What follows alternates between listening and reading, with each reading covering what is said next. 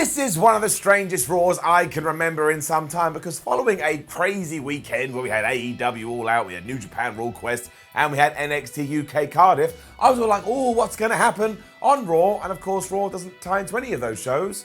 So we're just ticking on as usual. Tick, tick, tick. But that's all right. That's okay. We still need to put it to bed and decide, was it a good show? Was it a bad show? Are we excited about the King of the Ring? And more importantly, are we excited about the Clash of Champions? My name is Simon Miller. This is WhatCulture Wrestling. Hit subscribe.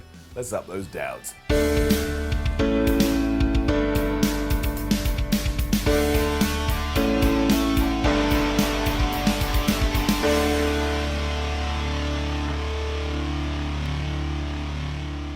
We had a contract signing to start Raw between Braun Strowman and Seth Rollins, and they then proceeded to have one of the weirdest conversations I've ever heard in my life. So down and hello and welcome to another episode of Nobody Talks Like That. I'm your host, Simon Miller. Braun Strowman, Seth Rollins. I just want to fill you in on a little secret of mine. You don't always have to talk in catchphrases, because this is essentially how that conversation went. Seth Rollins over here, and he was saying, hey, when all is said and done, I'm going to burn it down. And Braun Strowman was over here going, hey, when all is said and done, you're going to get these hands. When people actually are going to have a fight, they're trying to build it up, it's all right just to say, I'm going to whip your ass. No, you're not. I am the more skilled warrior of the two. And I know, I get it, wrestling has always been made up of these kind of go-home lines, but you go and watch it in the context it was presented. It was two people sat in chairs having a lovely little contract signing, and that's not the same as having a microphone stood in the middle of the ring and ending your promo. Wanna know why? Because nobody talks like that. Thankfully, AJ Styles eventually came out to save the day. And he is such a good heel. Do you remember when people said he couldn't talk? What a bunch of madness. Give it up. For starters, at one point, he did the best Braun Strowman impression I've ever heard in my life when he pretended to be Braun and went, I deserve championship just because I asked Seth Rollins. And he also said, look, if anybody does deserve a shot at the Universal Championship, it should be me. I am the United States champion, which is true, and you would probably forget that, because WWE aren't really mentioning it or putting him in any feuds for said belt. He became a proper man of truth when he also added in that it was nuts that Bobby Roode and Dolph Ziggler were also fighting for the tag team championships, because they've barely been a team for, what, a week. Styles then ripped up the contract as if he was on Broadway, and just when you thought it couldn't get any better, Strowman launched the contract table right into AJ's face, and everybody started to have a big brawl. But I do want to point out, when AJ did indeed tear up that contract, the look on Seth Rollins' and Braun Strowman's face was absolutely hilarious. Guys, it's just a bit of paper with some writing on it. We can get you another one. We went to a break, and then from nowhere, we were getting Gallows and Anderson versus Seth Rollins and Braun Strowman, and it was just a decent, fun tag team match. Give it up. Corey Graves tried to ruin it with lines such as, well, we know he can slay a beast, but can he slay a monster? Which is the equivalent of me saying, we know he can slay a man, but can he slay a male? But like I say, this was just a bit of fun to kick off Raw. I enjoyed it, and the fans did too. Maybe not so the finish. And that's because the most devastating move of all of WWE was employed, because Carl Anderson tried to get to Seth Rollins because he knows, but Seth Rollins also knows that he knows, so he reversed it, and instead he got the roll-up. But I was still in tears when all was said and done, because AJ Styles was in that ring so fast, he was like lightning. I couldn't help but have a little chuckle. He was like a fly. Strowman got involved too, and surprise, surprise, at one point he accidentally knocked Seth Rollins down, and he was all like, oh no, I've hit my partner. But why did we have to do that? Why does it have to be an accident, Braun? You are fighting him at Clash of Champions. You don't even care that you're the tag team champions with him. You should just kick his ass. Also, he literally said that he was going to burn you down. That is called attempted murder. Anyway, eventually Dolph Ziggler and Bobby Roode were out there, which meant it was 5-on-2, and they all laid waste to Braun Strowman and Seth Rollins in the middle of the ring. This was fast-paced, loads happened, but it didn't overstay its welcome, and then we had like the icing on the cake when the OC just went backstage. They saw Cedric Alexander doing an interview, so they beat him up too. Like old school NWO. Stone Cold is also going to be on Raw next week to moderate a brand new contract signing between Braun Strowman and Seth Rollins. And look, guys, I'm just going to tell you a little secret. Come into my world. I'm going to share with you the crazy mystery of contracts. You can just email it to each other, print it out, have your legal representative look at it, sign it, and then you can send it back. I mean, AJ Styles can try and hack your email, but I don't think he's gonna. Point is, You don't have to do it in the ring. Rude and Ziggler then beat Zack Ryder and Kurt Hawkins quicker than you can say. Why does WWE even bother putting Hawkins and Ryder in matches if they're going to lose this fast? I mean, I guess it's good for Ziggler and Rude because they get some momentum, but down. Rude gave Kurt the glorious DDT for the win, and also I've come up with a name for Dolph Ziggler and Bobby Roode. I probably should have come up with this last week, but I was trying to, firing barrels into the dark, whereas now I had some time. And of course, from this moment on, they will forever be known as Rudolph. A decent match between Lacey Evans and Natty followed this. I don't really know what their beef is. I guess they don't like each other. Also, what happened to Natty's wrist? I thought that was broken and she was going to need surgery. However, Lacey Evans did get the win here, where she used that classic maneuver of throw your handkerchief into someone's face and then follow it up with a massive punch. I think Lou Thesz used to do that all the time. We can have it up. The good times continued as well, as then Becky Lynch was out to do a promo. Give it up. She was mad because Sasha Banks is an asshole, and now she's going to explain why. And to be fair, she has had a whole week to think about it. But 7 days ago, Sasha Banks did come out with all of these excuses, and every single one is bullcrap, because at one point, Sasha Banks was actually in the top spot and she didn't do anything with it. But when the roles reversed, Becky Lynch grabbed onto it like it was ice cream, and now she's the face of the company. Eventually, Sasha arrived, because it is wrestling, and what you do is you allow your opponent to go on just a little bit, but then you interrupt them. And clearly she was watching WWE when she was away, because she said that it should have been her. Everybody thinks it should have been them. Anyways, Lynch wants to have a fight right now. Sasha Banks doesn't, because she doesn't do anything for free, even though she's likely on a contract which pays weekly or monthly wages, meaning if she did have a match here, it wouldn't be for free. But the long and the short of it is they will have a championship match, rightfully, at Clash of the Champions. Should be good, I'd imagine, and the Street Profits were backstage, absolutely shocked by this. And at that moment, I realised I'm done with this. Let's put them in the ring. Let's put them in tag team matches. They're very good. I'm bored of them being narrators. It was then the next round of the King of the Ring as Cedric Alexander took on Baron Corbin. And that's getting it up too. The only issue I had with it is that on last week's episode of Raw, we had this big angle where Cesaro beat up Cedric Alexander, and we were told, oh no, that's going to affect his King of the Ring match next week. But here, the commentators didn't mention that once, and instead focused on the fact that the OC had beaten up Cedric Alexander at the start of the show. And the only thing I could make clear of this, or the only thing that makes sense to me, is that somebody backstage went, well, the fans won't remember that Cesaro did that, so we better shoot a whole new angle.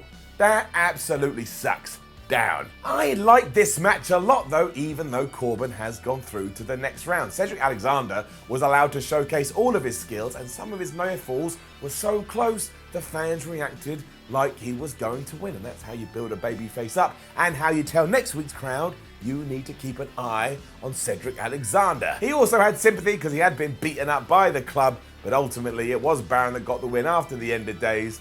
But all in all, I thought this did a good job. I didn't think much of the Bayley promo at this juncture, and I may have even put her in Nobody Talks Like That if what happened at the end of the show hadn't have happened. But it did happen, and the only line you need to focus on is when she said, nobody is going to overshadow me anymore. Viking Raiders then beat some more jobbers. The only problem with doing that week after week after week after week is that before long, or right now, it gets really boring. I get it, the Viking Raiders are really tough, and they can beat up people I've never heard of. Down. I also want to say, WWE, before you have Viking Raiders matches, we go to the back and we see Ivan and Eric, whatever the hell they're called nowadays, and they've got all their Viking gear on, they're looking to the camera, and they're trying to be really intimidating, but you turn down the sound, or maybe you mute it entirely, so even though they are screaming, all I can see is this. That is not intimidating. Banks then teased something was going to go down with Bayley later in the show, and as we found out, he was not lying. Unfortunately, unnecessary shenanigans then came to the King of the Ring, and it put a sad face on my face. Down. I was quite disappointed by this, because outside of Elias versus Kevin Owens, the King of the Ring tournament has been quite straight-laced, and I think that's been beneficial all round, because that's the fun thing about watching a tournament. Even when you watch real sports, sometimes the favourites go out and you're like, oh my gosh, I can't predict this. That's why you always want to see who's going to get to the final and how they do it. So given that this was Ricochet versus Samoa Joe, I thought we'd do the same here, but we did not. And instead, after a good match, it was a good match, I did enjoy it, especially because Samoa Joe was a wonderful base for all of Ricochet's crazy stuff. They fell off the top rope when Joe was trying to lock in the Kikita clutch, and the way they fell meant that both their arms were each laying over the other's chests, which caused the referee to do the 1, 2, 3. He then didn't really know who the winner was. He went on a headset and went, who's the winner? Who's the winner? And everybody said they were going to take it under advisement and figure it out in the back. Anyway, the long and the short of this is that we are now going to get a three-way, which means it's Baron Corbin versus Ricochet versus Samoa Joe. But it just brings up so many questions. How is that a legal pin within the world of professional wrestling? Surely, whoever wrote the rules would have gone, well, you have to get a pin, and it has to be a 3, but there has to be some force. You can't just fall on someone and be knocked out and pin them, because that would be stupid. Also, why do we do it? What is the point? The only logical thing I can come up with is that Corbin actually isn't going to get to the finals, but somebody backstage once again went, well, we don't want Corbin to lose, so we make it a 3-way, like Samoa Joe can pin Ricochet, or Ricochet can pin Samoa Joe, and then Baron Corbin is protected. And we need to get away with that. Again, going back to the tournament format, it's even more impressive if Ricochet beats someone like Baron Corbin, because so many people think he may win the thing.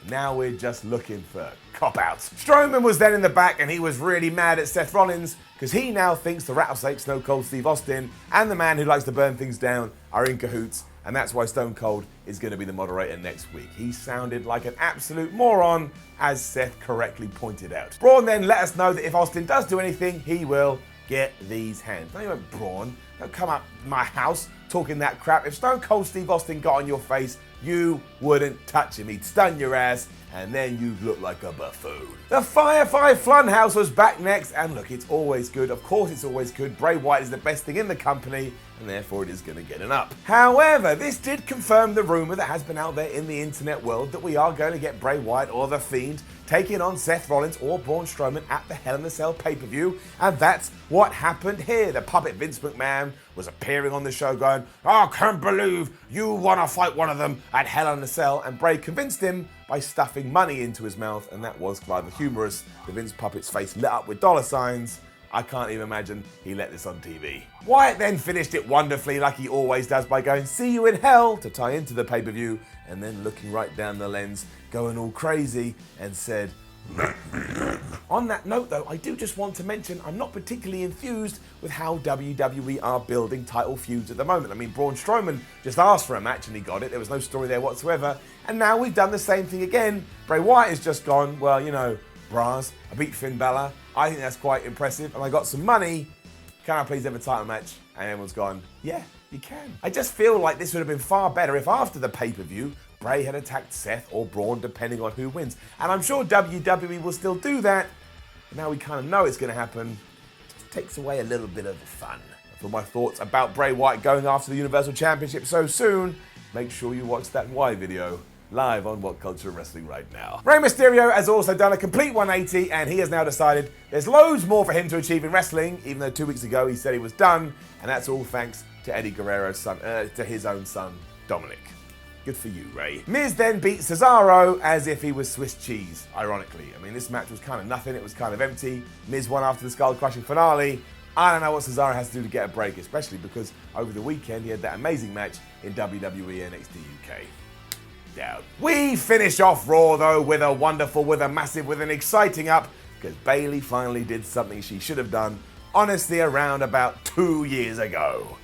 Giving it up. It was a championship showcase match, which WWE, why do you have to brand and market everything? There is no need. And the reason they called it that is because it was Becky Lynch and Bayley, who are the two champions, taking on Alexa Bliss and Nikki Cross, who are also champions. I swear sometimes it hurts my brain. You don't have to worry about the fight though, you only have to worry about the finish. Because after Sasha Banks had come down there and got the whole thing DQ'd after she had attacked Becky Lynch, Bayley got in the ring and she stole away the chair that Sasha had been using to beat up her future foe. And after staring at Becky Lynch for a while, and after staring at Sasha Banks for a while, and thinking about it and pondering it and wondering what she should do, she took that weapon and she attacked Becky Lynch, finally signifying that she has gone heel. We've been asking for this for months. Maybe we've asked for this for years. Now when she comes out with those bubble swishy things that you get at car salesmanships, when they better be like, I don't know, all terrifying and weird and evil, because that's what she is now. I think the character needed it, and I think this was done really well. I mean, how that ties into her feud on SmackDown, given she's meant to have a match with Charlotte, I don't know,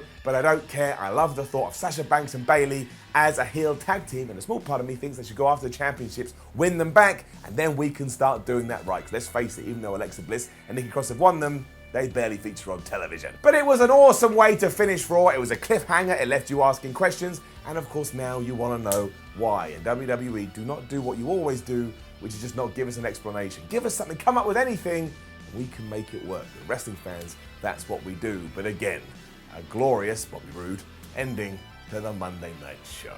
Which of course means when we get to our dancing arrow, which is here, doesn't really dance, it more spins, I'm going to give this episode an up because for some reason, I just thought it was really enjoyable. Now, don't forget to leave a comment below and let us know what you thought about last night's episode of Raw. Like, share, and subscribe. Head over to WhatCulture.com and read yourself some articles. Follow WhatCulture on Twitter at WhatCulture WWE. Watch more videos here on WhatCulture Wrestling. My name is Simon from WhatCulture. Thank you very much for joining me. And you know the deal, you know the score. Tomorrow, 2 p.m. BST, you come back and you'll watch me do SmackDown Ups and Downs live. And it's called SmackDown Live, so we should do it live. That's what we do. I'll see you then.